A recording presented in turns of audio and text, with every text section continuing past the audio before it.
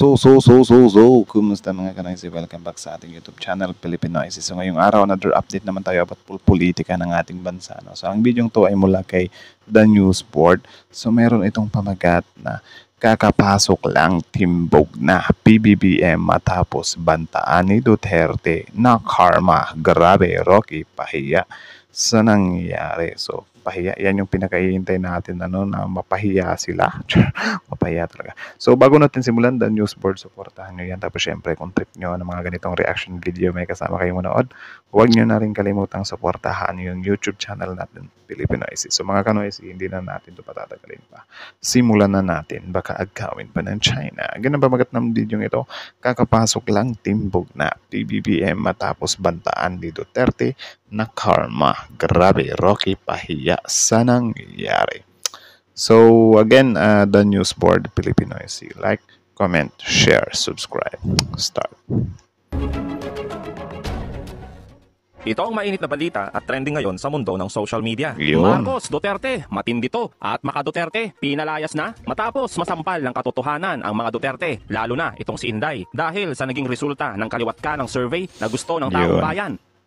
Survey showing 41% for BP's impeachment reflects public frustration. Grabe, 41% ang taas na niya na. Patalsikin na sa pwesto itong si Inday. Abay to the rescue ang isang Maka Duterte na ipapakita daw nila kung gaano karami ang nagmamahal sa mga Duterte at magiging Guinness World of Record ang kanilang panawagan. Wait, what?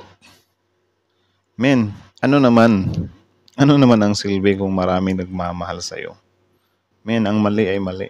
Ika nga nila, yung kasalanan mo, hindi mo naman pwedeng kasi yung mga kasalanan na yan, hindi lang naman yan yung nang aaway ka ng bata. Men, pera ng taong bayan yan, oh.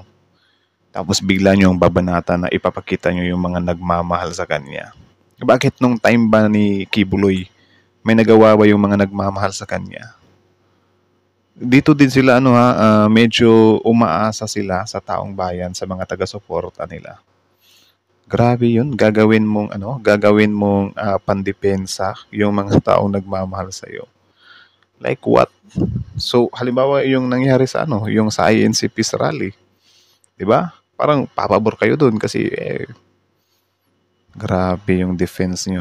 Naulit na naman. Tapos ano kaya yung next na hakbang nila dyan? Balita ko dun sa isa kong kliyente na may bus company, 500 buses ang inupahan para sa isang venue pa lang. So talagang ang inaasahan daw ng mga organizers sa 13, hindi bababa sa 2 million. Baka ito na ang isa sa pinakamalaking pagtitipon-tipon sa buong mundo. Tingnan natin kung mabibreak natin ang Guinness Book of World Record na pinakamalaking pagtitipon-tipon. At kung matuloy nga yan, ang mensahe, ayaw namin sa impeachment ni BP Sara dahil siya nga ang pinakamalaking mandato, 32 million, a first in Philippine history.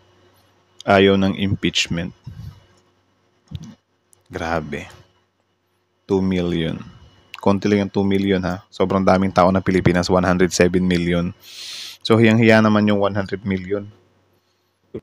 At siya pa ang tatanggalin. Ayaw natin ng gulo, ayaw natin dun sa mga masyadong gahaman sa kapangyarihan na nanggugulo sa ating lipunan. Talagang natuluyan na Ayaw nyo sa masyadong gahaman, pero yung ginagawa nyo ngayon, parang gusto nyo kayo lang yung nasa kapangyarihan. Sabi nga ni Dado, di ba? Sa amin yung tronong yan. Pinahiram lang namin sa inyo or binigay lang namin sa inyo. Anak ng teting, inangkin yung trono, Kala naman, hiyang-hiya naman yung mga taong bumoto sa kanila, di ba?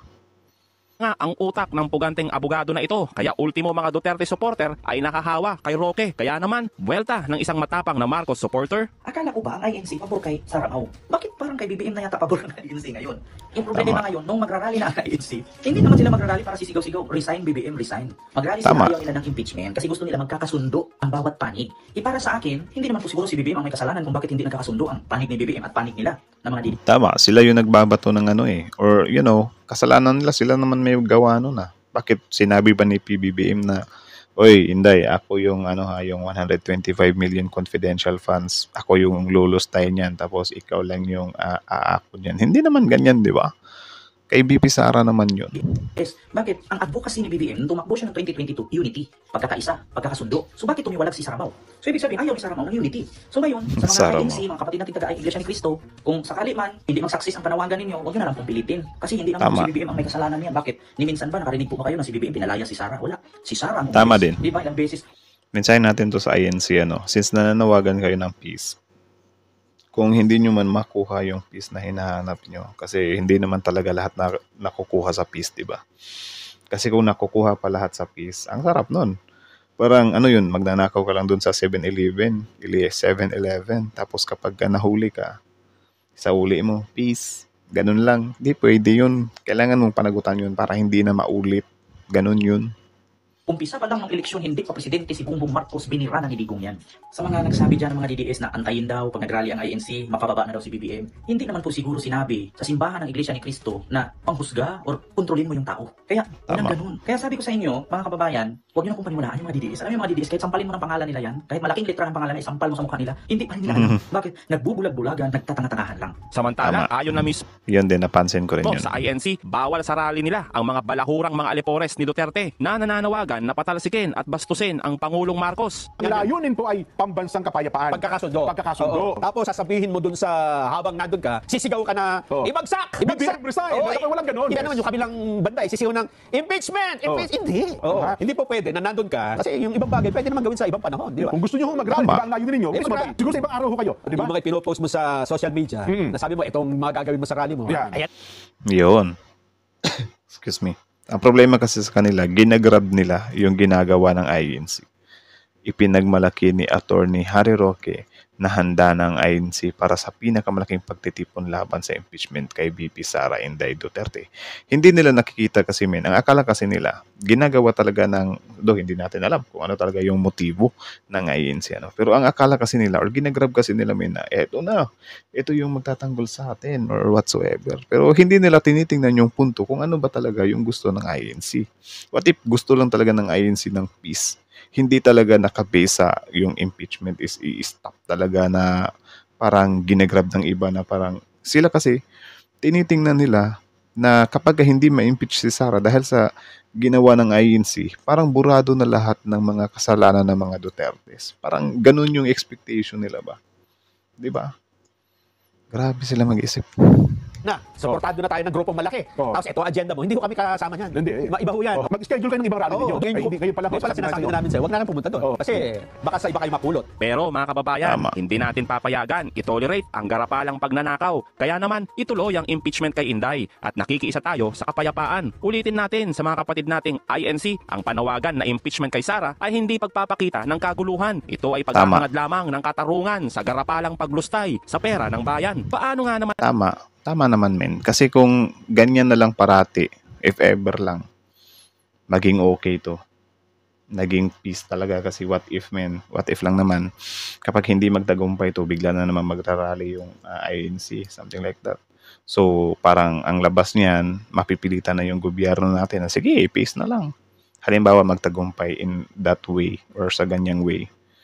Next administration, baka mangyari na naman yan. Kunyari, ibang vice president na naman nakaupo tapos magnanakaw ako ng 100 million dito. Tapos syempre alam naman namin na hindi ako may impeach kasi may magbabacker sa akin na gusto ng peace yung INC. So mauulit lang kapag ginaganon mo. Hanggat walang mananagot, hindi matitigil yan. Diba? Isipin nyo nga. mahahangad ang kapayapaan kung mismong leader ay garapal sa kaban ng bayan. Huwag po Tama. kayong double standard. Manawagan po kayo ng kapayapaan. Atin pong igagalang. Pero huwag nyo kaming batikusin at pigilan kung ang sigaw namin ay impeach si Inday Sara Duterte. Yung sinasabing argumento ng mga DDS na bakit nyo gustong i-impeach si Sara Duterte, 32 million ang bumoto sa kanya, tapos hindi nyo man lang irerespeto yan. Hindi. Ang 32 million yan, na-erode na yun. Bakit na-erode? Kasi nawala na ang tiwala sa kanya. Yan yung ibig sabihin ng betrayal of public trust. Kumbaga, Tama naman. Kasi sa 31 million, 32, kasali naman tayo doon. Pero syempre, yung mga namulat ang mata, marami-rami na rin. yung publiko na dating nagtiwala sa kanya, ang tingin nila na betray. Ipinagkanulo ang tiwala nila sa kanya. O paano ipinagkanulo? Yun, yung mga ginawa ni Sara. Wala nang tiwala ang tao sa mga DDS. Kaya ngayon, itong impeachment na sinusulong, ito ay sentimento ito ng tao. Hindi po ito pamumulitika. Ito na yung nangingibabaw na sentimento ng tao. Mga kutsero, masama pong balita ito sa mga tao na nagtutulak, lalo sa mga senador Ginos courtesy din pala kay Attorney Enzo kanina, tapos ngayon kay Coach Jarrett. na hindi impeach si Sara Duterte. Hindi na tatamaan si PBBM dito, alam nyo bakit? Kasi hindi na siya, hindi naman siya tatakbo sa pagkapangulo. Wala na, last na to. Ngayon, mga kutsero, isipin nyo lang ganito. Think about this, mga kutsero. Imagine nyo, malaman ng taong bayan na si Senator Jinggoy Estrada ay bumoto. Halimbawa lang naman, bumoto na huwag i-impeach si Sara Duterte, anong iisipin ng taong bayan? Wala pala si Jinggoy. Kurakot pala talaga to eh. Wala palang kwenta to, protector ng magnanakaw si Jinggoy Estrada. Di ba? Paano kung, may mga politiko. masusunog, masisira ang kanilang imahe. Baka hindi na sila makapalik sa Senado. Oh, kakabahan ngayon yung mga yan. Kasi yun lang yung, yun lang yung logical conclusion mo eh. Bakit? Ito nga, 53% sa survey na ito. First time nilang narinig yung impeachment complaint, pati yung articles of impeachment. First time nilang narinig sa interview ng survey. 53%, ang dami. Pero ano nangyari? Anong sinabi nila? 41% nagsabi, ay, impeach na yan. So may pag-asa. May pag-asa pa. Grabe, ano? 40%? Dami naman talaga, min. Grabe. Ganun na talaga sila kaano, or nasira na din talaga, ano. Though hindi pa total eh, pero at least pa parang natamaan din talaga sila. Basta masabihan lang ang taong bayan, ma-inform lang ang taong bayan na, uy, ito kasi yung kagaguhang ginawa niya. Ano ba yung kagaguhang ginawa niya? Ito, sa DepEd. 12 bilyong piso ng notice of disallowance, suspension, and charges ang ipinataw kay Sara Duterte. 12 Yun lang. bilyon. Oo. Ano ibig sabihin yan? Dahil inisyuhan ka ng notice of suspension, disallowance, and charge. Ano ibig sabihin yan? Mali ang paggastos mo ng pera, sinasabi ng COA. Ang sinasabi pa lang dito, mali ang gamit mo ng pera. 12 bilyon. Ano pa? Ito pa isa, guys. Ito pa isa. Ito matindi rin to. Oh. 73 million notice of disallowance sa confidential funds niya. At alam naman natin yung kanyang confidential funds. Tapos ang gusto, ipipis lang yung ganito, men. Papayag ba kayo doon? Ipipis lang to. Ano nangyari, mga kutsero? Oo, ano nangyari? Mary Grace Piatos, Kokoy Villamin. Mary Grace Yun. Piatos at Kokoy Villamin. Ano ba yan? Kukuy Villamin.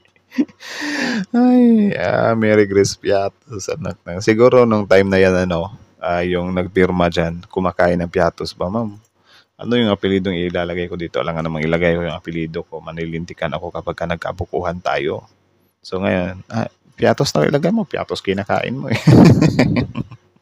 Or ikaw na bahala, gawan-gawan mo na lang. So if ever ako, that time, kumain ako ng magic, magiging yun, Gardo Magic. Parang ganun yung pangalan na ngayon. Ngayon, tatanggol pa rin nila yan. Yung mga DDF, hanggang ngayon, tatanggol pa rin nila. Sasabi na, ito ang resulta ng pagkolkal nyo sa confidential funds. Yung mga police na mamatay, yung mga miyembro ng AFP na mamatay. Alam nyo, kayong mga DDS kayo, kabubuhan nyo, kailan pa nagkaroon ng mandato tungkol sa national security ang Office of the Vice President? Hindi nga siya na-appoint sa DND, kaya nga natatakbo sa Bongbong Marcos kasi hindi siya na-appoint sa DND. So anong kinalaman ni Mary Piatos sa mga namamatay na intel officers? Mga Actually, goods yun na hindi pala siya nilagyan ng posisyon ni President Marcos sa DND. Kasi alam naman natin, nalantaran nga talaga sila na sumusuporta sa China, Like hindi nila isipin nyo, mas pinapaboran pa nga nila yung ginagawa ng China na parang, makinig kasi kayo sa China, hindi natin kaya yung China. Parang ganung mga reasoning ba, nakakainis. turista yan at may sarili din silang intel. Malihong at pagkakaintindi yun, mga kutsero. Maliho yung pagkakaintindi. Hindi pa kasama dyan, mga kutsero, 2022 pa lang to. Ayan, 2022 pa lang yan. Wala pa yung 2023 kung saan gumastos ng 16 million para sa safe house. 16 million per month? Oh, my goodness. Safe house lang. Grabe. Ano kinalaman? Ng OVP sa national security? Wala. Tapos, ano ngayon ang gusto nila mangyari? Ang gusto nila mangyari sa January 13, i-hijack nila ang rally ng mga INC. Oh, ganyan sila mga kutsero. Ganyan sila kapathetic. That's how pathetic they are. Sasabihan nila. Grabe yung word na pathetic ha. So kayo guys, nag-agree ba kayo that's how pathetic they are? Comment down below kung nag-agree kayo doon. Yung tawag dito, yung issue. Tapos, actually, nabasa pa nga ako, sabi daw ng INC, gumawa kayo ng sarili ng rally. Sabi sa mga TDS, gumawa kayo ng sarili ng rally. Huwag kayong makisama sa akin. Kung gusto nyo, kayo yung sa susunod na araw. Imagine, mga kutsero, confidential funds sa Davao City, 530 million sa 3 taon. 530 million per year. Kaya yun, mga kutsero. Hindi ako magtataka bakit gustong tanggalin ng sambayan ng Pilipino si Sara Duterte. And it's, it's about time. Panahon na para gawin yan. It is the right moment to do that. Oo, yun talaga. Kasalanan ni Sara Duterte yan. Nakaw na ako, tapos gusto mo, benepisyo pa rin sa'yo. Walang ganun. Basta yung salin ng mga Duterte, hindi pwede ilabas yan. Walang maglalabas ng salin. Yan yung kakatalo niya Margoleta pag kami niya kay Duterte. Yan yung ikakano niya. Yan yung ikakatalo niya. Lalo na ganito yung sitwasyon. 61% ng Pilipino gustong yung nangyayari sa Quadcom. Yan din yung ikakatalo ni Pato de la Rosa. Yes, galit na galit yan sa Quadcom. Yun din. Sa tingin nyo guys, makakapasok pa kaya si Bato de la Rosa this election? Comment nga kayo sa baba. Kasi sa kabila naman, dawi kasi sila magbabalita. Sobrang lakas nila sa survey. Like, confident din sila na mananalo si Senator Bato. Next election. Pero for me, parang mahirap na. Sa pinaggagawa nila dati, yung issue ni Kibuloy, Diyos ko, ang pait. Kasi sinasagot ng maayos. Sagutin nyo kasi ng ayos. Hindi nga kayo pumupunta. Ilang beses kayo ni-invite. Kayo nila, pati si Bongo. Sa payan. Alam naman natin lahat, di ba? Yung participation doon ni Bongo. Reward system. Di ba? Yun ang kanyang participation. Dyan sa war on drugs. Kaya nag-iiyakan sila ngayon, mga kutsero. Kasi gusto ng Pilipino yung Quadcom. Yan ay kakatalo nila. Paano mo ilulusot ngayon ng sarili mo dyan? Ba't lang na lang sa eleksyon? Si Margoleta malabo naman natin. Si Bongo, si Bato, malabo na rin marami. Si Bongo, Tama naman. Malabo talaga makapasok si Marcoleta kasi dati nga hindi nga siya nakapasok, di ba? Pero I don't know if ever papalapit na yung election, may gagawin silang ano, di ba? Mga toka-toka. Sana walang matawag siya maniwala. ang may posibilidad na makapasok. Kaya marami pa rin mga Pilipino dapat magising sa karakas ni Bongo. Marami pa rin mga Pilipino ang kailangan mamulat sa karakas ni Bongo. Lalo na yung kapal Yun nga. sa malasakit. Eh kung Si alam natin Bongo. na gagawin pag maglilinta siya sa mga ibang ahensya, eh di sana, hindi na lang sinuportahan. Pero syempre, wala eh. Si Digong yung principal niya eh. Kailangan bigyan si Bongo ng something na pwede niya pang-awakan Tama. para lagi siyang nahahalal. Malasakit. Grabe yun, grabe yun. Grabe yun, grabe yun. So yun lang naman mga kanoisis. So kayo ano masasabi nyo doon? Comment down below. Tapos yun pag-usapan natin yan sa comment section. So again, ang video nyo na ay mula kay The News Board. So supportahan nyo yan. Original video link in the description box below. Tapos syempre support nyo rin si Attorney Enzo at si Coach Jared. Si Kent Garcia din. I-subscribe nyo rin. So kita nyo naman yun men. Malinaw pa sa klaro yun. Malinaw pa sa klaro yun. So kayo na lang talaga bahalang mag-ano dyan men kung papanalunin nyo pa ba si Bato next time. Kasi yun nga, si Marcoleta daw parang malabo din talaga kasi nung nakaraan nga hindi nga siya nakapasok, di ba? Pero di din natin alam. Pero may isang si Bongo daw parang sana hindi daw siya makapasok kasi sige sabihin na daw natin na yung sa malasakit niya, marami talagang natulungan doon. Pero what if naman sa sa tawag siya sa ibang ahensya, yung mga ginagawa nilang kababalaghan, di ba? Magbubulag-bulagan ba na tayo doon? So, nasa sa inyo na lang din yan kung iboboto nyo ba si Bongo, Tapos, syempre, may isa ding, delikado din na baka makalusot, di natin alam. Malay natin, or I don't know, kasi alam naman natin na yung Pilipino is unpredictable talaga. Mamili or bumoto, di ba? Yung si Philip Salvador. Grabe na talaga. Kapag bibigyan nyo pa talaga kahit siguro umabot siya ng pang 13, like grabe talaga, medyo nakakadismaya talaga yung mindset ng Pilipino kapag ganun. Paabutin nyo si Philip Salvador ng pang 13 pataas. Grabe yun. Grabe yung ganun na parang doon talaga natin masusukat na yung mga Pilipino is nakabase lang ba sa porke sikat, iboboto ko. Tapos ngayon, kapag kailagay na natin dyan sa Senado, wala. May kanya-kanyang mundo. Diba? Puro pagkadismaya lang yung ibibigay sa atin. Baka magaya lang din kay Senator Robin Padilla, diba? Na wala. Ewan natin kung, Diyos ko, mahirap kasi yung ganyan Kita nyo naman si Philip Salvador, diba? Grabe yung loyalty niya sa mga Duterte. Diba? May bumanat pa nga siya sa media, diba? Na lahat daw ng bashers ni Duterte matsugi, nawa kayo lahat. Parang ganun yung atake niya. Isipin nyo, ganyan yung magiging senador, sobrang loyal sa isang tao. 'Di ba? Tapos, grabe, masasayang lang yung boto natin doon. Binuto natin siya para magsenador, tapos ang loyalty niya, ibibigay niya sa isang tao. 'Di ba? Like yun? Hiyang-hiya naman kami sa iyo, 'di ba? Hiyang-hiya naman yung mga butante, 'di ba? So sana maging tayo doon maging mindful tayo sa pagboto talaga. Piliin natin yung mga tamang tao na iboboto natin So alam niyo naman yan, nakikita niyo naman siguro yung mga record ng mga taong yan, yung mga tumatakbo. Nasa sa inyo na lang din talaga yan kung iboboto niyo sila o hindi. Basta isipin niyo lang na yun nga kung gusto niyo maayos-ayos yung bansa natin, piliin natin yung mga karapat-dapat talaga So yun lang naman. So kayo, ano masasabi nyo dito comment down below, tapos yun pag-usapan natin yan sa comment section So again, The News Board, supportahan nyo yan, original video link in the description box below, tapos syempre our YouTube channel Filipinoisy, don't forget to like, comment, share, subscribe. So that's it, thank you so much for watching Filipinoisy.